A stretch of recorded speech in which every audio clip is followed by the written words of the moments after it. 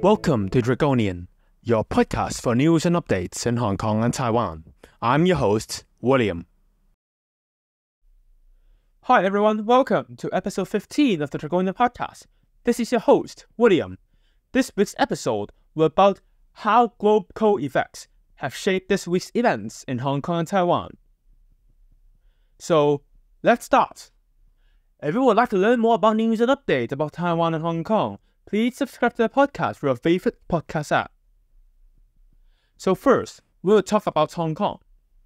So in this part of the episode, we'll be discussing events that happened in Hong Kong, about the national security laws application in Hong Kong, Treasuries urges banks not to call loans on negative equities, and about Joshua Wong and the American consulate and the national security law.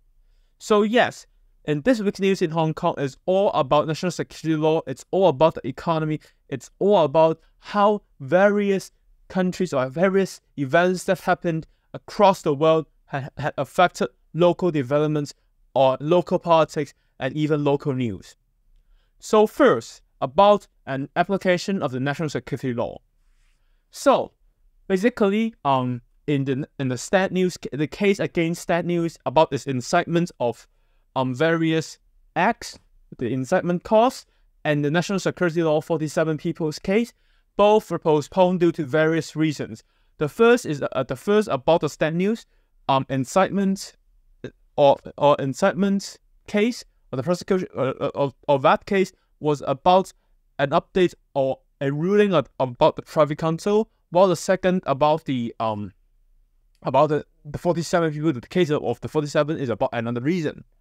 So, the idea of the incitement itself has been challenged by the latest ruling of the Privy Council in the United Kingdom. So this actually affects various cases that applied the national security law's sedition idea and its incitement idea. So basically, the Privy Council's ruling said that if you are doing things in peace, for example, if your own intention is not to incite any hatred or incite any violence against other people, then probably this should not be charged against you, and probably that charge won't hold. So basically, this actually affected, originally it was applied on a local case or local news, or in Ivory Coast, or in other various previous crown dependencies. However, as this is basically an application of so-called the ocean law, or not the continental one, but the opposite, the ocean one. So basically, the laws in Hong Kong, the judicial bodies in Hong Kong would also need to consider the case, although it is not a requirement for them to follow. As a result, the discussion had been, the original ruling of the Stat News case was scheduled on the 15th of November, while now it has been postponed, with the 15th of November being changed from a case, from the ruling, from the idea of having a ruling into basically telling both the prosecution and the accused parties to comment on this whole matter. So as a result, this showed how the idea of incitement and how the act of incitement will be changed, and how this application will be changed. So a bit background here. So previously, a lot of these incitement cases charged against protesters, or some called rioters, in Hong Kong, mostly is involved in a 1945 ruling by the Ivory Coast about its idea of incitement to violence. While it originally was not intended to prosecute of the original intention or the original application of this ruling or of this law was a very broad-based sense, while it was originally like so-called repealed in the 1951 Canadian case, it was still not a very official repealment of the 1940s ruling on that matter. As a result, after 2019, prosecutors have been repeatedly using this case as the basis of prosecution against protesters. However, after the Privy Council's ruling, for the Hong Kong authority to continue to use this whole case would be a lot more harder, as basically the Hong Kong's judicial system was based by various rulings, while now so-called by tradition. But now, basically, the tradition had technically been broken. As a result, this application of the national security law, or this application of the incitement, of the incitement itself, or the idea of incitement itself, may need to be revisited to so-called limit the scope and for them to incite only violence or has an intention to incite. For example, if you are so-called calling for just to say the so-called the sheep village case, which basically about a few people in Hong Kong being charged for sedition or for incitement only because they published a book about the so-called good and bad sheep and wolf. So basically, in this new application, that case will technically not be charged, or will be basically repealed by the court, as this is technically, they do not technically so-called incite direct violence against authorities. So basically, this actually affected how Hong Kong government's judiciary rule things, and how the prosecutors in the Department of Justice apply this single ruling to rule everything out, and to basically charge anyone they deem do not like it. As this very broad interpretation of the law basically creates a lot of problem and could easily be challenged if these cases are being applied on other judiciaries or being used as a basis of prosecution against other judiciaries. So this is the first piece of the first topic, and about how a part of the national security was so-called effectively disabled by the Privy Council, as technically no one wants to incite violence against the government in Hong Kong. Furthermore, it's also very technically interesting, as if this ruling is not in place, technically they can basically charge basically, for example, if the opposition goes into power suddenly because of any unforeseen reasons, they literally can charge anyone who had public offices between 2021 and now to charge them of incitement to violence, as basically the actions of them, considered by a lot of people, basically created dismay against the government. So this is our first topic that happened last week. The second topic about Hong Kong happened last week is about negative equities.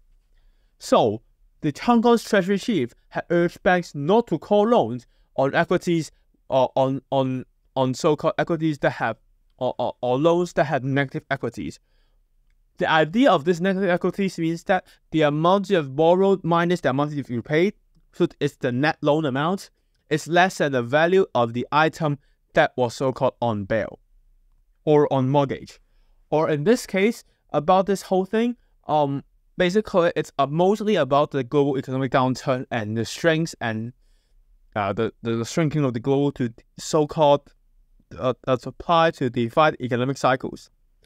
So basically, in 2020, when the pandemic came, a lot of people predicted the economic contraction due to basically no one was willing to shop because of this whole economy failing.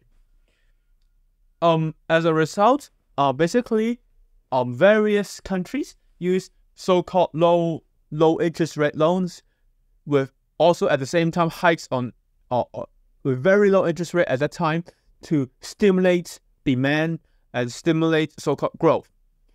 As a result, after the pandemic, basically the interest rate had basically hiked as a result. This resulted in an increase in mortgage payments due to the increase in mortgage rates.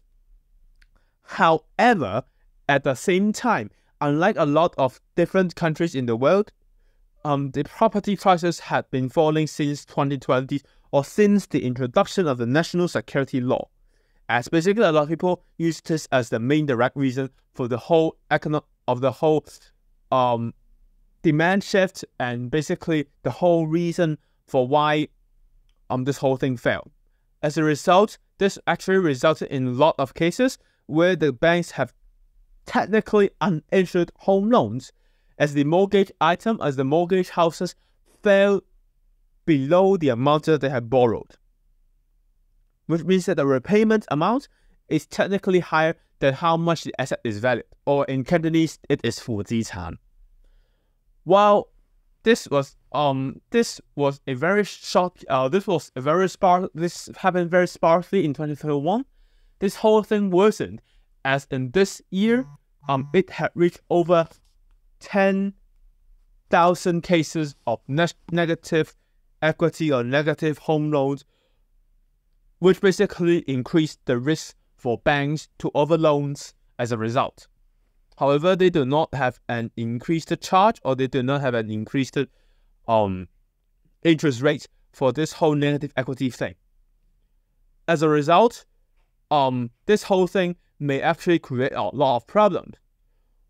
And the exodus in Hong Kong due to national security law actually further worsened the issue, as demand for properties fell as a result. Both the demand fell and supply increased as people are leaving Hong Kong en masse, while at the same time, international corporations and various societies had also been leaving Hong Kong, which pushed down both rents and demand for basically for space, or so-called for bricks. As a result, this created the whole thing. This created the whole idea or the whole issue where technically banks are now bearing risk on negative valued equities, or negative valued loans, or loans that are now technically unsecured only because of this whole value plunge thing. So this is the second topic of the day. So the third event that happened is about Joshua Wong and the American consulate. So more information now actually appeared from a Washington Post reporter's new book, which documented the paradigm shifts of US policy on Hong Kong. This included events for both pre-2019 and post-2020, which means that this documented the whole shift from US-Hong Kong economic cooperation, even with the trade war in China, to this whole so-called hostility against basically any politicians in Hong Kong and China. And for it included a short paragraph about the implementation of the national security law in Hong Kong and Joshua Wong's attempt to seek asylum as a result of this whole thing. Originally, due to Joshua himself being on bail, he had no technical possibility of leaving Hong Kong before the application or the direct drop of the national security law on Hong Kong. As a result, he was unable to leave Hong Kong at that time. So he had tried various so-called ways to leave Hong Kong, as basically after the whole implementation or the whole idea or the whole so-called push a national security legislation, push a very broadly applied national security law legislation on Hong Kong. However, because of a lot of reasons, Pompeo, the then State Department's head, the then State Department's officer, had basically rejected, or although he tried various or explored various ways to ship Joshua or to tackle Joshua to safety, he was technically unable to do so just because of various reasons. So as a result, for everyone now knows, Joshua is not technically on jail or on detention as a result. So the connection on this week's theme is about why this whole plan derailed. So the plan was derailed because of China's plan to close Houston's consul general due to spying and espionage claims by the U.S. State Department's claims, and extra claims by those consulates' engagement in actions that undermine U.S. democracy in China. Basically, as a result, as that apparent result, China closed the Chengdu's consulate instead of Hong Kong's consulate. So they actually fear if they close Hong Kong's consulate or they put Joshua into Hong Kong, then technically the China can close Hong Kong's consulate as a so-called repercussion on U.S. action to close Houston's consulate. However, as a result, Hong Kong's consulate was not closed, but the U.S. consulate had actually been closed in Chengdu, while at the same time Joshua is now put on detention. So it showed how global events or global economic developments affect local Hong Kong developments or affect local developments on various cases. So this is all about the part about Hong Kong. So the next part is about Taiwan, about the Taiwan part of Draconian podcast. So in this part of the episode, we'll actually be talking about energy itself, the presidential election updates, and a Taiwan-UK trade agreement. So first, about the energies. So for this whole case, Taiwan's energy mix is under a lot of scrutiny last week, as various presidential candidates hope-to-be's published their own election platforms for Taiwan's future energy mix. This included discussion of various energy mix, which included whether nuclear power should be considered as green or renewable energy. A lot of discussions in this idea ranges from both the government themselves, the opposition themselves, the presidential candidates, election candidates themselves, and basically everyone, as Taiwan is pledging a net zero by 2050 goal. And here, people in Taiwan, or the Taiwanese government, had plans to retire all nuclear stations by 2035, with the idea of electricity or the leftover electricity being left out by the nuclear power stations will be replaced by coal, natural gas, and other energy mix. However, this actually faced a lot of repercussions, or a lot of discussions in the Taiwan civil society about whether nuclear power should be used in the island. After 2016, although the government had pledged to retire all nuclear stations by 2025, they had a public opinion poll or a referendum with legal implications on whether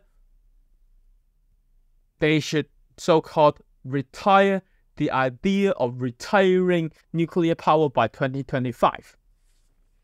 Although the exact wording of it did not prohibit the government from applying its original intention to retire this whole energy or to retire nuclear power by 2025, with a so-called clear opposition by the people in Taiwan to not to have a force or to not to have a direct clause on its electricity law, on its electricity industry's law to retire nuclear power by 2025. However, the government in Taiwan still filed and pledged to retire this whole thing, even with the people having this voice or not writing them in black and white or in law. As a result, this discussion on retiring nuclear energy continued on various presidential candidates on whether they should retire nuclear power. So, amongst all the presidential candidates, actually, only William Lai Ching-te, or the presidential candidate for the Democratic Progressive Party, filed not to use nuclear power by 2030. However, Hou Yongyi, and Ecuador both vowed to keep nuclear power in its energy mix. So this actually plays a lot of discussions among various parties, among various groups, amongst various members of the societies, amongst a lot of television news, amongst a lot of so-called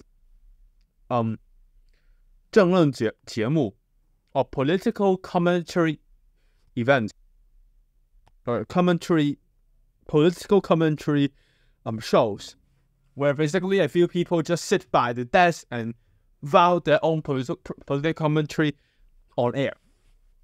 So this whole discussion had also been in place for quite a long time, as actually a lot of companies would need to meet, for example, its supply chain's net zero pledges. But that's another story that also will be discussed in today's episode. Furthermore, about back to the presidential election updates. So this whole thing continued to be on the news, to be on various social issues, and the whole discussions had actually been higher than ever, as basically the presidential elections are coming by early next year. So furthermore, it's about also about the energy mix, but this time it's about the energy mix in the case of war in Taiwan.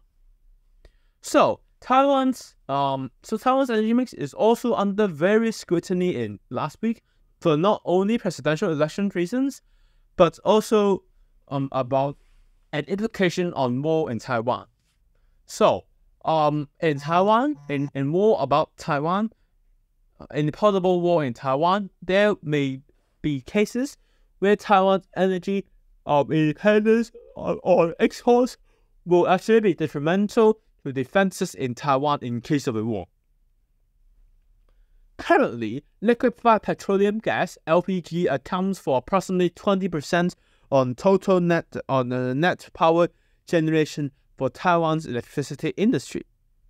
However, by 2050, according to a lot of discussions amongst the general public and the electricity industries themselves, there have been plans to push up the idea or the push up the proportion of LPG imports from the currently approximate 20% to approximately 35 to 40% by 2030, while dropping to zero by 2050. As a result, an implication on how war can affect this whole energy mix had been quite a lot of discussion as a result. So, for this whole discussion, it included plans to build more LPG terminals, or so-called LPG terminals by the sea, so as to receive those LPGs that are shipped by various cargo ships. However, this actually had been a very under a lot of scrutiny for both its so-called environmental disaster possibility due to the construction of these terminals may affect various coral reefs and various water bodies with significant environmental importance. Furthermore, there were also discussions about whether this electricity mix can be continued if there is a war in Taiwan, which in a lot of people's case was absolutely reasonable for this to be discussed. However, this also raised a lot of concerns on the so-called continuity on Taiwan's energy mix or continuities on Taiwan's shift to net zero,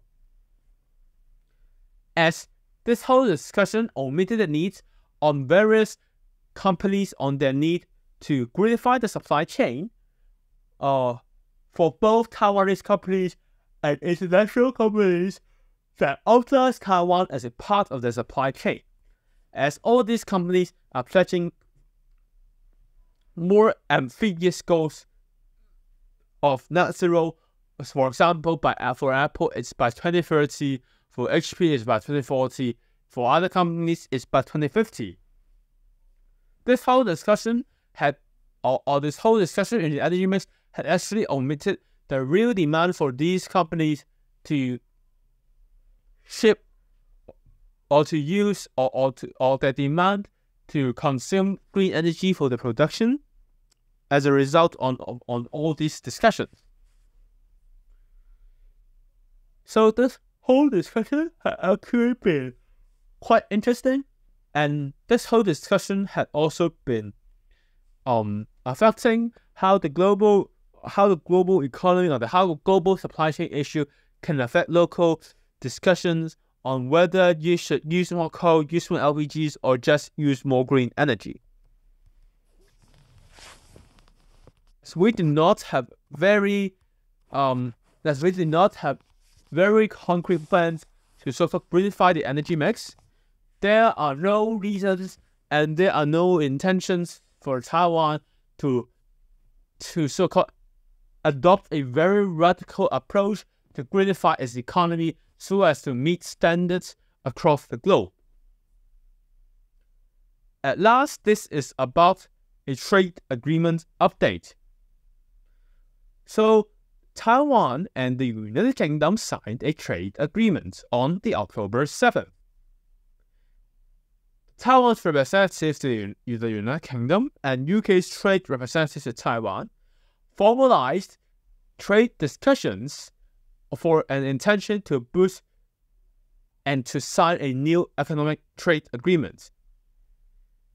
Taiwan and the United Kingdom signed an enhanced trade partnerships plan on the 8th of November to boost collaboration across various areas.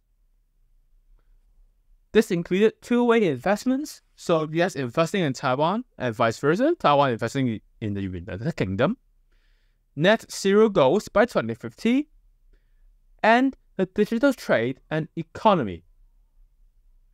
As net zero becomes yet another important point for countries to so-called achieve before 2050, as for them to control the 1.6 degrees which can trigger disaster, there have been plans and discussions to not leave any country out by enhancing the idea themselves, to enhance the preparedness, to enhance investment in green energy, and to enhance the utilization of digitalization to enhance trade, enhance the economy, and enhance the economy at the same time. Both countries and regions, and for the listeners in Hong Kong and China, value the importance of net zero at the diplomatic level, which actually, as a result, have basically created this whole discussion on whether they should have or they should not have this whole discussion or this whole trade partnership. As always, this angered China and warned the United Kingdom not to develop any official affairs or so-called to put official discussions into a so-called trade agreement, as China resolutely opposes the idea of international space or Taiwan, as they consider themselves the sole legitimate representative of China. This whole connection is also related to how Taiwan is doing on various cases and on various issues that are related to the global economy. For example, digital trade, semiconductor development, and etc. So this is the end of this episode. I'm sorry for this episode to be a bit shorter than normal, as I am feeling unwell. So, however, I continued this as basically all the scripts have been prepared. It's only the part for which is not prepared is only this whole event thing. However, I still hope that you find this episode informative to bridge news and updates which you may have missed, important news and updates which you may have missed. So if you do, please subscribe to our podcast so you don't miss any single episode. Furthermore, if you have any feedback, please let us know in the comments and drop us an email at william@dragonianpod.com. At last, thanks again for listening. We will be back next week with more news from Hong Kong and Taiwan. Before signing off, a quick update for episode arrangements from next week onwards. Due to various commitments by the host, they may be a little bit unstable on when episodes will be released. However, the title is still on Tuesday, in the Tuesday afternoons in UK time, Tuesday evenings in Hong Kong time, where the host will try to put new episodes each week. However, just thanks again for your continued support for the Dragonian podcast. A safe, prosperous, and happy week ahead. Goodbye.